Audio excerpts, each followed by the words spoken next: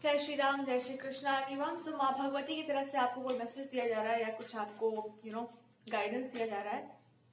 माता आपसे कह रही है कि जितना ज्यादा आप इस विषय पे विचार कर रहे हैं, जो भी आपकी लाइफ में कांस्टेंट स्ट्रेस एंजाइटी का टाइम चला था वो एंड हो चुका है। It's completely coming to an end. I have the card of the judgement in reverse. और ये इसलिए भी इट्स लाइक कि आपको आपके साथ जस्टिस हो चुका है। आपके साथ जो भी गलत हुआ था उस चीज का हिसाब किताब कर दिया गया है। और वो आपसे कह रही है कि कुछ चीजों को ना हमेशा थोड़ा देरी से होना चाहिए, ताकि जो भी कचरा है लाइफ का वो निकल जाए, या जो भी गलत चीजें हैं वो लाइफ में बाहर जाके चले। जैसे कि बहुत जोर से तूफान आ रहा हो तो थोड़ा नीचे झुक जाना चाहिए, तूफान चला जाए उसके बाद फिर आगे बढ़ो। तो वो कह रही है कुछ चीजों को थोड़ा देर हो जाने दो, ताकि तुम मौसम को अच्छे से जान लो, तासीर जान लो मौसम की।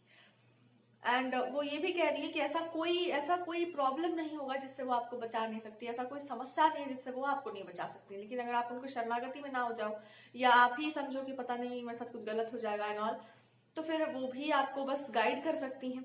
तो कह रही है तुम मेरी सुरक्षा के घेरे में ही रहो हमेशा, आइदर थ्रू एनी चैंटिंग, और आप ये जाकर उनसे बोलो कि आप उनको प्रोटेक्ट कीजिए हमेशा हमेशा के लिए। आप जो भी कर रही हैं वो मेरे लिए हाईएस्ट मेरे पोटेंशियल के लिए सही है। वो आपको ये बता रही हैं कि आप जब तक उनके नियंत्रण में, आप उनके संरक्षण में, उनको याद करके अपना कोई काम करें तो ज्यादा अच्छा होगा, उनको ध्यान करके कोई काम करें तो ज्यादा बेटर होगा। और जब भी आप वो काम करने जाए तो उनसे प्रे करें कि वो आपको प्रोटेक्ट करें, वो आपकी रक्षा करें हर उस नकारात्मकता से जो आपके ऊपर हावी हो सकती है। जब भी आप कोई वर्क कर रहे हैं, जब भी आप कुछ कर रहे हैं, वो आपके लिए एक प्रोटेक्शन का शील्ड की तरह काम करेगा। एंड तभी आप उस काम को बहुत अच्छे तरीके से कर पाएंगे, आपके ऊपर कोई निगेटिविटी हावी नहीं होगी। वो आपसे बता रही है कि आपको किसी के भी खुशामद करने की जरूरत नहीं है, आपको किसी के भी तलवे चाटने का आवश्यकता नहीं है, किसी के भी से डरने का आवश्यकता नहीं है, किसी के भी इंतजार में या वेट में अपने करियर को डीले करने का आवश्यकता बिल्कुल भी नहीं है।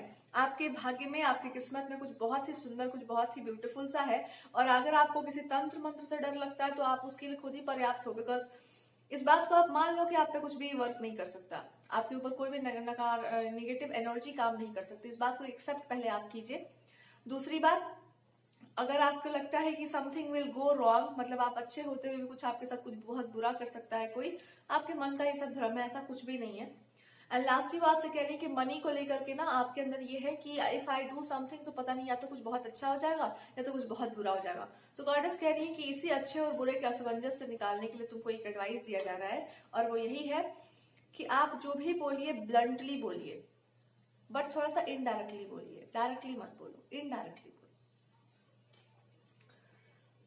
यानी कि आप जो भी बोलना चाहते हैं, यू कैन बी सरकास्टिक, आप हो सकते हैं, तो वो बोलेंगे हाँ सरकास्टिक चलेगा, बट डायरेक्टली मत बोलो। और ट्राई टू बी, जैसे जो आपका रियल वे है बोलने का, अ लिटिल बिट क्रिएटिव, तो आप उसको यूज करने का प्रयास करो, या उसमें रहने का प्रयास करो। It will be much more better for you.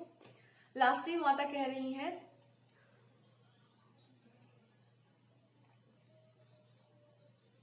कोई एक्टिवली आपका ध्यान खींचना चाहता है अपनी तरफ, बिकॉज वो इंसान अपने आप को बहुत कम मानता है आपके सामने, और वो जानबूझ के वो इंसान आपका ध्यान खींचना चाह रहा है। या तो आपसे उसको कुछ बेनिफिट मिल सकता है, या फिर दे आर फीलिंग लाइक कि आपके वर्क से अटैच होकर के या उससे कोलैब करके कुछ बेनिफिट लिया जा सकता है। देखिए भी समथिंग जो इस इंसान को चाहिए, लेकिन वो इंसान आपके आसपास कहीं पर भी नहीं है, ना कॉन्फिडेंस में, ना स्किल सेट में है। तो आपसे कह रही है कि इस चक्कर में तो पढ़ना भी मत, इसकी तरफ ध्यान भी मत देना।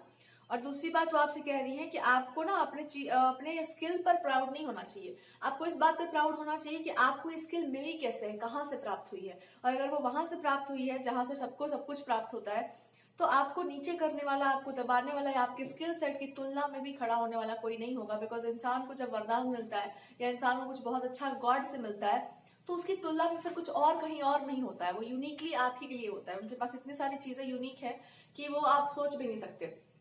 तो गॉडेसेस कह रही हैं, या माता आपसे यही कह रही है कि ये तो कभी सोचना भी मत कि तुम्हारे स्किल सेट या तुम्हारी तुलना में या तुम्हारे सक्सेस या तुम्हारी लाइफ जैसी किसी की लाइफ जा रही है या जाने वाली है, वो कभी मत सोचना। बिकॉज वो तुमको ब्लेसिंग हमने दे रखी है, और उसके बारे में आपको नहीं सोचना चाहिए।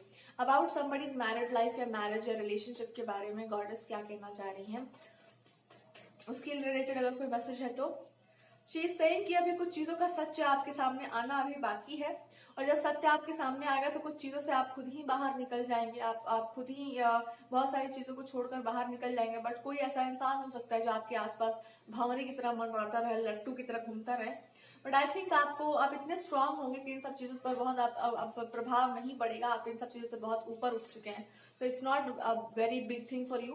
माता आपको रिमाइंड करवा रही है कि आपके लिए कोई बहुत बड़ी बात नहीं है किसी चीज का त्याग करना या किसी चीज से ऊपर उठ जाना, या आपको कोई बहुत बड़ी बात नहीं है अगर आप अपने पे तुल जाए तो किसी चीज से आगे निकल जाना, ये बहुत बहुत बड़ी बात नहीं है। बस आप उतना ध्यान नहीं दे रहे हैं उस चीज पर जितना आपको ध्यान देना चाहिए। तो वो आपसे बस यही कह रही है कि इस पे ध्यान सच में तुम दो। ये चीज भी तुम्हारे आसपास नहीं होनी चाहिए, तुम्हारे पर्सनालिटी के लिए, तुम्हारे कैरेक्टर के लिए, या तुम्हारे मतलब इमेज के लिए सही नहीं है कि कोई इस तरह का पर्सनालिटी या कोई ऐसी चीज भी तुम्हारे आसपास हो जिसका तुम पर जिसके साथ आपका नाम अटैच किया जाए, ये भी नहीं होना चाहिए। वो इस चीज को भी एक्सेप्ट नहीं करना चाहती है, तो उसके लिए वो आपको क्या गाइडेंस दे रही है, मतलब ऐसा कोई नाम जो आपको बदनाम कर सकता हो, आपके कैरेक्टर पर एक दाग लगा सकता हो, आपकी पर्सनालिटी पर एक दाग लगा सकता हो। अगर आप उस तरह से इंटरेस्टेड नहीं है उस इंसान में, तो साफ साफ ब्लंटली आप उस चीज को मना कर दो, या उस इंसान को ब्लंटली एक क्लियर गाइडेंस जाना चाहिए कि अगर इसके बावजूद वो इंसान आपसे बहुत ज्यादा आपके नाम को या आपके पब्लिक इमेज को खराब करने की कोशिश करता है, तो फिर इसका मतलब ये होगा कि वो इंसान एक्टिवली आपके पीछे पड़ा हुआ है, या फिर वो एक बहुत छिछोरा हरकत है, और फिर उसका उपाय किया जाएगा जैसे ऐसे चीजों का उपाय किया जाता है। तो या तो आप गॉडेस से प्रार्थना कर सकते हैं कि ऐसा व्यक्ति है और this person is trying to do something wrong to me, और ये बहुत गलत वे में इसको लिया जाएगा। सो इट्स लाइक अगर कोई किसी को परेशान कर रहा हो तो वो आपसे कह रही है कि इस परेशानी से पहले निपटो, इस चीज को भी अपने आसपास मत पनपने दो। कोई भ्रम भी नहीं होना चाहिए आपको लेकर किसी के मन में कि आपका नाम कहीं और जुड़ा हुआ है या किसी और से जुड़ा हुआ है। अगर आपका सच में मन में ऐसा कुछ भी नहीं है, आप रिलेशन क्या है इन सब चीजों से बहुत ऊपर हो, तो वो आपसे कह रही है कि जो आप रियल में है उसको आप प्रेजेंट कीजिए एकदम clear cut. If you don't entertain छिछोरा हरकत, फ्लर्ट और ये सब जो है डेटिंग वगैरह जो भी आप पसंद नहीं करते, या किसी और के साथ आपको इस तरह की चीजें पसंद नहीं है, आप या तो कमिटमेंट या मैरिज को जानते हैं या फिर आप इन सब फालतू चीजों को नहीं मानते, तो आपसे बस यही बोलना चाह रही हैं कि फिर ऐसे इंसान को बिल्कुल ब्लंटली आपको आंसर करना पड़ेगा कि आपकी हरकतें फिर छिछोरी हैं और बहुत बुरी हैं, आपका कैरेक्टर भी सही नहीं है। 6 ऑफ वैंड्स इन रिवर्स। तो और क्या आपको मैसेज दिया जा रहा है? The messages from the goddess, she is trying to tell you one more thing कि मन में जितनी भी निगेटिविटी होती है ना, वो मन में बहुत ज्यादा सोचने से ही होती है। उसको बाहर निकाल के रख दो, या उस बात को बोल दो, या क्लियर कर दो जो भी आपके मन में है, या फिर उस चीज को उनसे जोड़ दो। कोई स्तुति करो, कोई स्तोत्र पढ़ो और माता से उस चीज को कनेक्ट कर दो, ताकि वो चीज हमेशा के लिए इरेज हो जाए आपके दिमाग से। आपके दिलो दिमाग पर किसी भी चीज का राज नहीं होना चाहिए, ठीक है? तो वो बस आपको यही बोल रही है कि अगर कोई चीज आपको पसंद नहीं है या कोई हरकत आपको पसंद नहीं है और सामने वाला इंसान उसको कंटिन्यू किए जा रहा है, तो आपको बिल्कुल इस बात को रोक देना चाहिए, बिकॉज ये आप जैसे इंसान के लिए सही नहीं है। और कोई मैसेज है?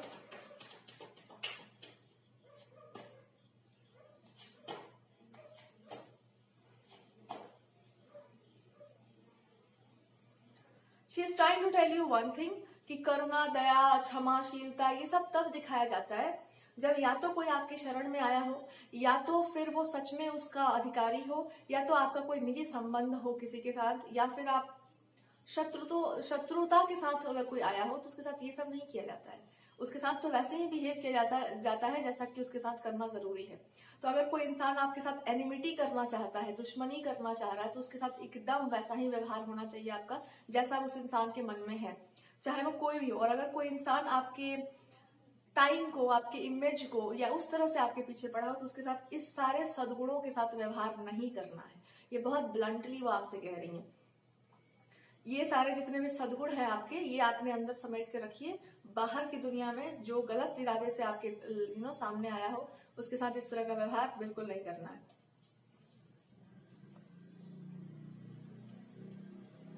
या फिर ये जो सारे अच्छे अच्छे गुण है ना, ये उनके साथ रख लो, या उनके साथ करना जो सच में उसके पात्र होंगे। कुपात्रों को ये सब देने का आवश्यकता नहीं, ये शक्ति का दुरुपयोग कहलाएगा। उसके अलावा माता कह रही है क्योंकि आपके पास रिफाइंड नॉलेज है, किसी चीज की बहुत अच्छी नॉलेज है, बहुत ज्यादा अच्छी पकड़ है, दैट्स वाई उसका यूज या मिसयूज करने का प्रयास किया जा सकता है। लेकिन ये बात आप मत भूलना कि वो नॉलेज आपको मिली है, वो रिफाइनमेंट आपकी है। कोई भी कुछ भी बोल सकता है, पर जिसके पास वो रियल में है, वो जब बोलता है, वो जो एक्सप्लेन करता है, जब वो काम करता है, वो ओरिजिनल ऑथेंटिक काम करता है। तो छींटा तो सब पे मारा जा सकता है, पर सोर्स सब किसी के पास नहीं होता। दूसरी बात वो ये भी आपको बताना चाह रही हैं कि आप ना स्पिरिचुअलिटी एंड प्रैक्टिकलिटी को अब साथ में लेकर आने का समय आ गया, अपने रियल फॉर्म में आने का समय आ गया है। शी इज सेइंग कि आप एक बहुत ब्लंट पर्सन है, बहुत ही स्ट्रेट फॉरवर्ड पर्सन है एंड इसी में रहने का जरूरत है। ये जो अच्छाई है इसको भी रखो साथ में, पर बगल में अपने अंदर ये भी दमखम रखो कि आप स्ले कर सकते हैं चीजों को। ये आपके अंदर तभी आएगी जब आप अपने आप का डर समाप्त कर देंगे, अपने होने या ना होने का भय समाप्त कर देंगे, जब आप अपनी चिंता, अपने बॉडी की, अपने हेल्थ की, अपने वेल्थ की भी चिंता को त्यागेंगे और आप कुछ इस तरह की चीज, भक्ति में भी ऐसा है, इंसान भूल जाता सब कुछ, प्रेम में भी ऐसा है, पर भक्ति कुछ एलिवेटेड लेवल की बात है। तो वो कह रहे हैं आपसे कि मेरी प्रति निष्ठा हो, आपके इष्ट के प्रति जिसकी भी प्रति निष्ठा हो आपकी, उनके प्रति आप इस तरह समर्पित, जब एक समय पर आप हुआ करते होंगे अपनी साधना में, इस तरह से वो आपको रिमाइंड करा रही है, जीवन में भी वैसे ही उतरो, जीवन को भी अपनी साधना बना लो जैसे उस टाइम पर हुआ करते थे। आप वापस उसी जोन में आ जाइए, जो करना है सो करके देना है। अगर किसी चीज को कंप्लीट करना है, उसमें सक्सेसफुल होना है तो उसके पीछे लग जाना है बिल्कुल। और अगर कुछ अपने लिए बोलना है, सही बात बोलना है, कुछ आप बिलीव करते हैं किसी चीज पर और उसके विरुद्ध कुछ हो रहा है, आपके अगेंस्ट कुछ हो रहा है, तो उससे भी डील ऐसे ही करना है जैसे कि कोई भक्ति के भाव में अपने कर्म का, अपने धर्म का पालन करता है। परिणाम चाहे जो भी हो, लेकिन मेरा काम है इस चीज पर बोलना, मेरा काम है अपनी चीजों को प्रोटेक्ट करना, मेरा काम है अपना कर्म करना और अच्छे से कर्म करना। उसके बीच में जो भी चीज आती है उसको पूरी क्षमता से, पूरी शक्ति से उसका विरोध करना या उससे लड़ना या उससे जीतना, ये सब भक्ति में ही आता है। भक्ति का अर्थ भाग जाना नहीं होता। यहाँ पर ये आपकी लव लाइफ की भी बात की जा रही है कि माता कह रही है कि देखो बेटा, ऐसा है ना कि ना अगर आपने किसी चीज को कह दिया हो या मना किसी चीज को कर दिया हो, तो सबसे पहले तो उसके पीछे का एक कारण जान लेना कि आपने क्यों किया है वो। ठीक है, छल कपट प्रपंच के कारण किया है, आपके अपने मन की भावना थी या क्या परिस्थिति थी, पहले उसको अच्छे से जान लेना। उसके बाद एक डिसीजन लेना है आपको और डिसीजन एकदम क्लियर होना चाहिए। और एक बार वो डिसीजन हो चुका है तो वापस उस पर पीछे जाने का कोई सवाल नहीं होना चाहिए। तो अगर आप मैरिड लाइफ के बारे में सोच रहे हैं तो पहले तो डिसाइड कर लो कि आपको करना क्या है, उसकी परिस्थितियों के बारे में ठीक से जान लो, उसके बाद अपना वर्डिक्ट दो। और एक बार वो आ गया उसके बाद फिर उससे पीछे हटने का कोई स्कोप नहीं होना चाहिए। ये नहीं कि आज ये कल वो परसों कुछ और, दैट्स नॉट राइट। अबंडेंस वो कह रही है कि एक बार फिर विचार करो, जो भी आपने निर्णय लिया है उस पर एक बार फिर विचार कीजिए, चाहे आपकी लव लाइफ की बात हो, मैरिड लाइफ की बात हो, पुनः विचार करो, सारे इवेंट्स को ठीक से देखो, समझो एंड देन ऐसा निर्णय लो जो आपके या हृदय की पुकार हो। अपने अहंकार से ऊपर उठकर निर्णय लो, अपने ईगो से उठकर निर्णय लो। और ईगो से उठकर निर्णय लेने का अर्थ क्या कहलाएगा यहाँ पर?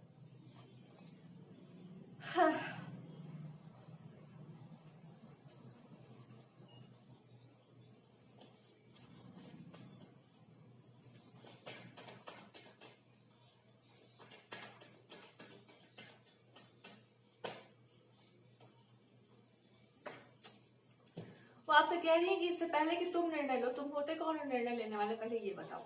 जीवन तुम्हारा, ये बात बिल्कुल सही मत, जीवन तुम्हारा है, इसका ये बात तो बिल्कुल सही है, पर ये संसार तुम्हारे अकॉर्डिंग नहीं चल रहा ना। कैसे किसके जीवन में क्या होना है इसका निर्णय तो ईश्वर लेते हैं। तो पहले आपने वो काम किया है जिस काम के लिए आपको कहा गया है, इस रिलेशनशिप को बनाने के लिए, किसी रिलेशनशिप में आने के लिए आपने किया है वो सब कुछ?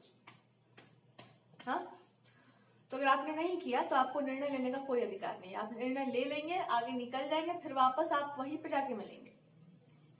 इसलिए जो आपसे कहा गया है, जो आपसे बोला गया है, जो आपकी जिम्मेदारी है, उसको पहले पूरा करो, उस पर ध्यान दो ज्यादा। और वो आपसे क्या कह रही है? वो कह रही है कि सिर्फ तुम्हारी बात नहीं है, तुम्हारे थ्रू बहुत कुछ होना है, बहुत लोगों की यात्राएं रुकी पड़ी हैं तुम्हारे कारण। सो ज्यादा होशियारी में आने की आवश्यकता नहीं है। हो सकता है आपने अपनी जर्नी कंप्लीट की तो और भी बहुत सारी अच्छी चीजें हो सकती हैं, और भी दूसरे लोगों को इससे they will get what ever they want. लेकिन वो कह रही है कि इसको रोकना मत, बिकॉज क्योंकि आप इतने पावरफुल हैं, इसलिए आपकी यात्रा बहुत महत्वपूर्ण है। और बेसिकली वो आपसे ये कह रही है कि जितना हो सके उतना ध्यानस्थ हो जाओ। मेडिटेशन में गहरे उतरने के बाद जो आपको गाइडेंस मिलेगा उसके थ्रू आपको या तो कोई काम करना है, बट यहाँ पे मोस्टली वो कह रही है कि अपने प्रेम को अपनी साधना बनाओ, अपने प्रेम को अपना मेडिटेशन में उतरने की बात कर रही है। वो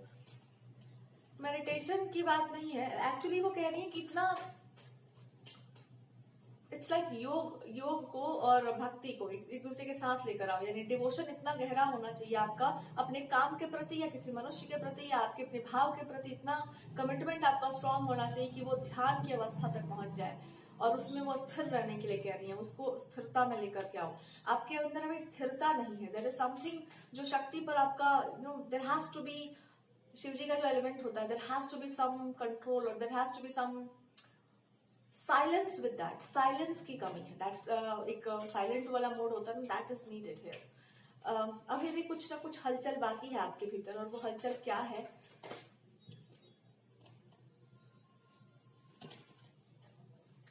कोई आपके पास नॉलेज है, कोई विजडम है, जब तक उसको प्रेजेंट नहीं करेंगे आप, जब तक जो कहा जा रहा है, जो विजडम आपके पास है, जो टीचिंग आपको करनी है, जब तक उसको आप नहीं करेंगे वो हलचल शांत नहीं होगी, क्योंकि वो पूर्व जन्मों की हलचल है, वो अधूरे कर्म है, जब तक वो कटेंगे नहीं आप उससे बाहर निकलेंगे नहीं। तो आपसे कहना क्या चाहती हैं इन जनरल, आपके पास कोई ऐसा नॉलेज हो सकता है, ऐसा विजडम है जिसको अगर आप यूज करें या जिसको आप संसार के सामने प्रेजेंट करें तो बहुत सारे लोगों की आध्यात्मिक यात्रा के लिए वो बहुत उचित होगा या बहुत अच्छा होगा। यानी जिस यात्रा को आप कंप्लीट कर चुके हैं उस यात्रा के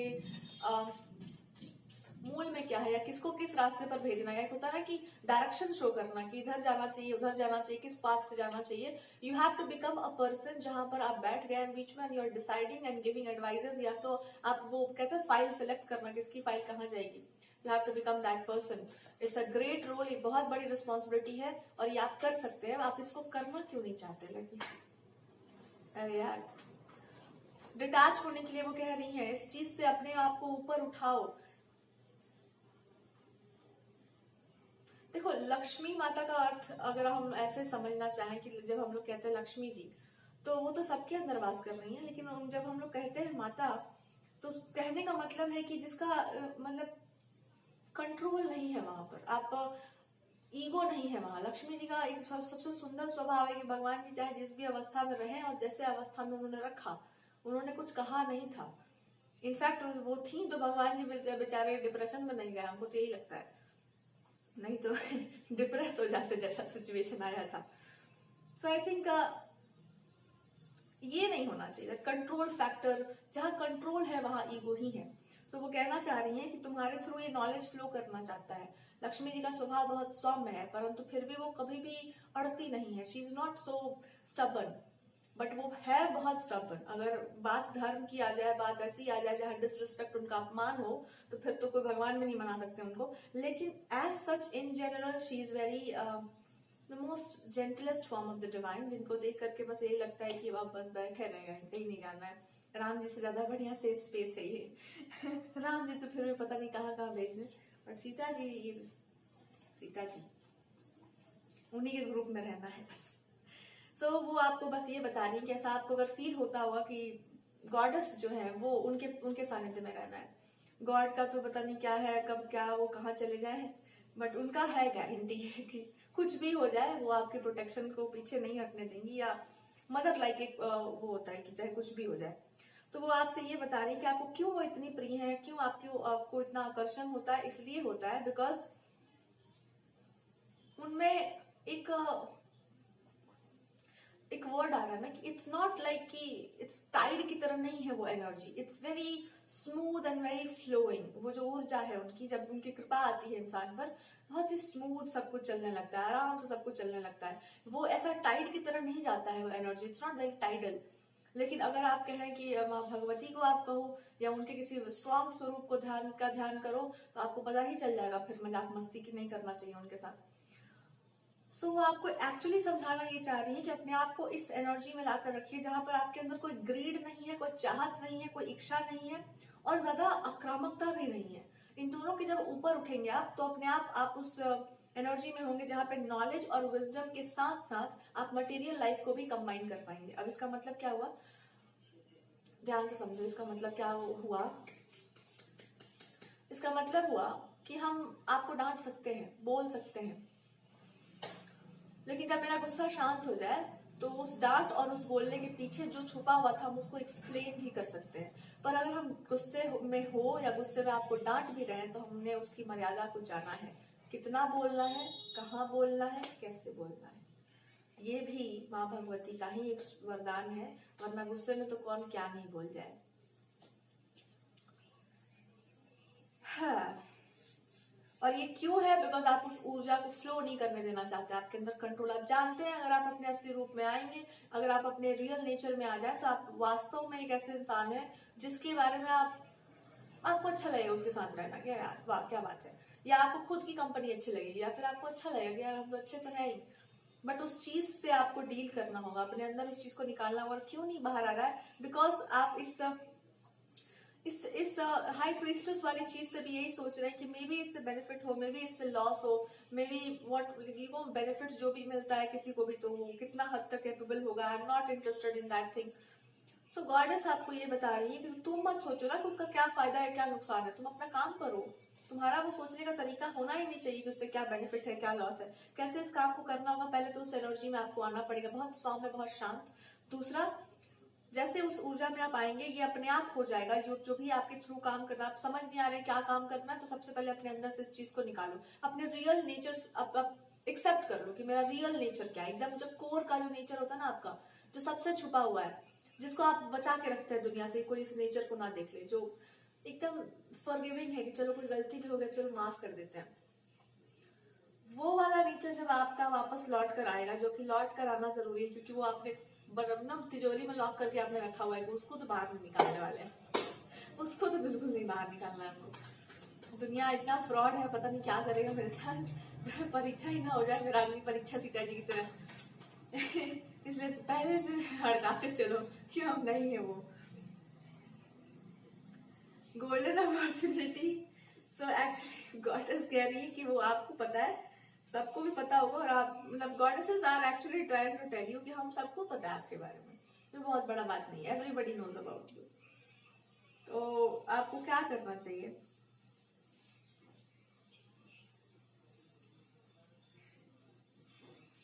जैसे ही आप ये काम करिए, आप एक बच्चे वाली फॉर्म में आ जाएंगे, बचपना आपका फूट पड़ेगा बाहर। और पता है वो क्यों बाहर नहीं निकल पा रहा है? क्योंकि आपको पता है कि जब एक बार वो बचपना बाहर आएगा तो आपको सबको आपसे प्रेम हो जाएगा। Everybody will try to be with you, और आपको आइसोलेशन में रहना पसंद आ गया। यही आपकी सबसे बड़ी समस्या है। इंसान अकेले रहते रहते इतना अकेला हो जाता है ना कि उसको लगता है कि यार कोई मत आओ मेरे आसपास, मत करो हमको पसंद। हमको पता है अगर पसंद करने लगेंगे सब लोग तो सबको टाइम देना पड़ेगा, सबसे अच्छे से बात करना पड़ेगा, ऐसे बन के रहो कि कोई आपको पसंद ना करे, सब आपसे दूर रहे। यही प्रॉब्लम है। सो इसका सॉल्यूशन क्या है? सॉल्यूशन ये है कि ये काम आप अपने रियल फेस को गॉड को शो करो, गॉडेसेस को शो करो। आप उनसे जाके बोलो कि मेरा ये रियल फेस है, आपको तो पता ही है, अब हम इसको रिवील करने जा रहे हैं, आप देख लेना। फिर आप निश्चिंत होकर जो आपसे वो करवा देंगी वो चुपचाप कर लेना। फिर थोड़ा सा ईगो भी दिख जाए, थोड़ा सा प्राइड भी दिख जाए, कोई चीज नोटिस में नहीं आई, बिकॉज आपके साथ वो आपका स्वीट नेचर भी रहेगा। ओके, लास्ट में और क्या मैसेजेस है? I think 23 minutes we have, let's see. अच्छा, ये कोई राम जी, अगर आप राम जी को भी बहुत मानते हैं ना, तो भी आपके लिए गाइडेंस है। भगवान आपसे कहना चाह रहे हैं कि देखो, क्रोध तो है ही, क्रोध पे तो नियंत्रण होना ही चाहिए।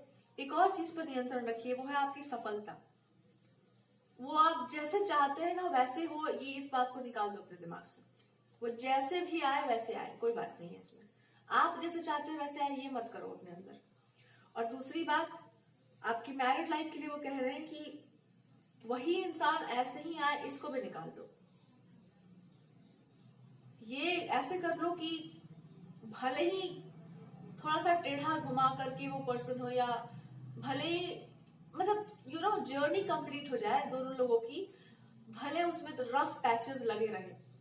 इस बात को मान के चलो कि जैसे अब हम रामायण ही पढ़ते हैं तो देखो उसमें सारे एपिसोड्स तो अच्छे नहीं है, कुछ कुछ तो ऐसे ही कि इंसान रो ही देता है। तो वो बस ये कहना चाह रहे हैं कि ये मांगो कि तुम्हारी यात्रा पूरी हो। दो आत्माओं की जो है अपनी अपनी जर्नी जो है इस लाइफ टाइम में जो पूरा करना है, जो योग के माध्यम से जाना हो या प्रेम में ही सही, पर जो आपने निर्धारित कर रखा है, हर मनुष्य की जो अपनी यात्रा होती है वो यात्रा पूरी हो। अब उसमें बीच में चाहे कितने भी गड्ढे आए, चाहे कुछ भी आए, आने दो, लेकिन ये मांगो कि वो चीज पूरी हो। क्योंकि अगर वो अधूरी रहेगी तो फिर तो जन्म का फिर क्या फायदा है फिर सब कुछ करने का। इसलिए ये मांगो कि इस लाइफ टाइम में वो पूरा हो जाए, जो भी आपका संकल्प है वो जरूर। अधूरी कोई अगर कामना हो या अधूरा सा कुछ रह गया हो किसी जन्म का, तो इस जन्म में पूरा हो, यही मांगो ईश्वर से, क्योंकि यही आपके जीवन की सिद्धि होगी, सार्थकता होगी। वरना अगर ये अभी अधूरा रह जाएगा तो बड़ा दिक्कत करेगा आपको, आपकी आत्मा में जो अतृप्ति का भाव रहेगा। और जब तक आप इसको कंप्लीट नहीं करते हैं, जो भी आपका इनकम्प्लीट है, तब तक आपके अंदर ये अतृप्ति रहेगी। सो वो आपसे कह रहे हैं कि बस थोड़ा सा और वर्क बाकी है, वो भी कर लो। और ये आपके करियर से ही रिलेटेड है। त्रिपुरारी तो हमारे जो भोले बाबा हैं, जिन लोगों ने भोलेनाथ से कुछ मांग लिया होगा, सो गॉड इज सेइंग कि कुछ चीजों को छोड़ देना चाहिए, जैसी वो है वैसे कुछ समय तक उसको छोड़ देना चाहिए, जबरदस्ती कुछ भी नहीं करना चाहिए, और रहने दो चीजों को। अगर 2-3 चीजें हैं, 2-3 लोगों की लाइफ अभी पेंडिंग में है, तो उसको छोड़ दो, मत पीछे बढ़ो उसके। रिलेशनशिप को ठीक करना, मैरिज के पीछे जाना, अपने लिए पार्टनर चूज कर, अभी उसको स्टे ऑर्डर पे लगा दो। अपने करियर पर या अभी जैसे जीवन चल रहा है उसको चलने दो। और अगर आप हनुमान जी के उपासक हैं, ऐसे सारा इट्स कमिंग लाइक दैट, तो हनुमान जी बस आपसे ये कह रहे हैं कि ऑनेस्टी, ईमानदारी, और उसके साथ साथ जब हम भगवान जी को मानते हैं तो उनकी स्तुति करते हैं, उनकी वंदना करते हैं, उनके प्रेज करते हैं। तो आपके अंदर ये भी लेकर आइए कि जब आप किसी को प्यार करते हैं तो उसकी वंदना करो, उसकी स्तुति भी करना सीखो। स्तुति नहीं करेंगे आप तो लोगों को लगेगा कि अरे इस इंसान सिर्फ मुरझाया हुआ बात करता है, अच्छा बात करता ही नहीं।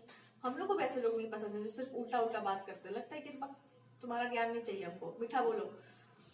Higher power in reverse. जब आप ये सब सीख लेंगे तो भगवान जी आपसे, मतलब ये आपकी यात्रा की अंतिम, और पता है आप क्यों कड़वा बोल रहे हैं, क्योंकि वो बातें अधूरी हैं, वो चीजें अभी पूरी नहीं हुई हैं जो आपकी आत्मा को तृप्ति दे सकती है। तो इसलिए अभी अब आपको लग रहा है कुछ कुछ अधूरा है, so complete that also. Okay, overall अगर हम गॉडेस के लिए प्रेम को नहीं त्यागना है, वो आपसे कह रही है प्रेम जिसने त्याग दिया है उसने सर्वस्व त्याग दिया है। ईश्वर से भी बढ़कर प्रेम का महत्व है। तो आपसे कह रही है कि प्रेम चाहे जिस भी चीज से हो, व्यक्ति से हो, वस्तु से हो, स्थान से हो, उस भावना को त्यागना मत, क्योंकि प्रेम का एक ही धर्म है, एक तो वो निस्वार्थ होना चाहिए, दूसरा वो अपने प्रेमी का कभी त्याग ही नहीं कर पाता। सो आप जैसे भी चाहे वो जैसा भी हो, जो भी हो, भले आप डिस्टेंस में ना हो, आप ब्रेकअप में चल रहे हो, जो भी है, पर एक मन में इंसान की छवि बन जाती है कि भैया वही आप ईश्वर से लगा दो, वही आप पूजा कर लो, उसी से भक्ति करा लो, पर वो जो उसका बेसिक जो फॉर्म होता है वो आपके मन में रह जाता है। अगर वो घृणा में बदल गया, अगर वो रिवेंज में चला गया, वो अहंकार में चला गया, सबसे बड़ी क्षति आप ही की है। अब उसको आप प्रेम कर ही नहीं पाएंगे, तो अच्छा खासा इंसान राक्षस बन जाता है। तो वो आपसे कह रही है कि अपने भीतर के प्रेम को दूषित मत होने दो, उसको ऐसे ही स्थायी भाव में रखो। और अगर उस व्यक्ति से या जिस चीज से भी आपका बहुत स्नेह रहा था, आपका तो स्नेह था ना, सामने जो भी हुआ उसको हटाओ, बट आप अपने भाव में स्थित रहो, आप अपनी भावनाओं को दूषित मत होने दो। भगवान जी को दे दो, कृष्ण भगवान को दे दो, सामने में रख दो कृष्ण भगवान को, ले लो प्रभु तुम ही ले जाओ, इस प्रेम को क्या करेंगे।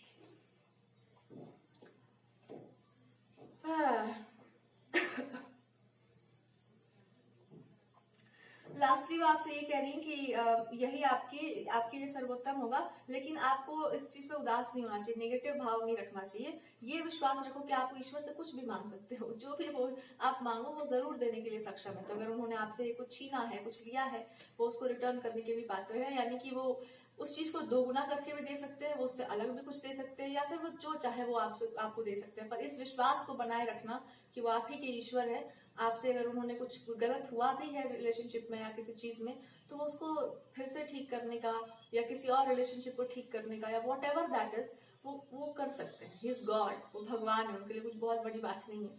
तो उस विश्वास को अपने अंदर जगाए रखना। और ईश्वर माँ भवानी, अगर आप काली माता को कभी पूजा करते थे या विष्णु भगवान को भी मानते हैं, तो इट्स लाइक कि ये कंबाइंड मैसेजेस आपको दिए जा रहे हैं। कभी कभी भगवान इंसान को वरदान देते हैं उसी के भीतर क्षमताओं को विकसित करके, कोई स्पेशल एबिलिटी आपको दे देते हैं। और कभी कभी भगवान आप ही के प्रश्नों के उत्तर देते हैं आप ही के भीतर बैठ करके।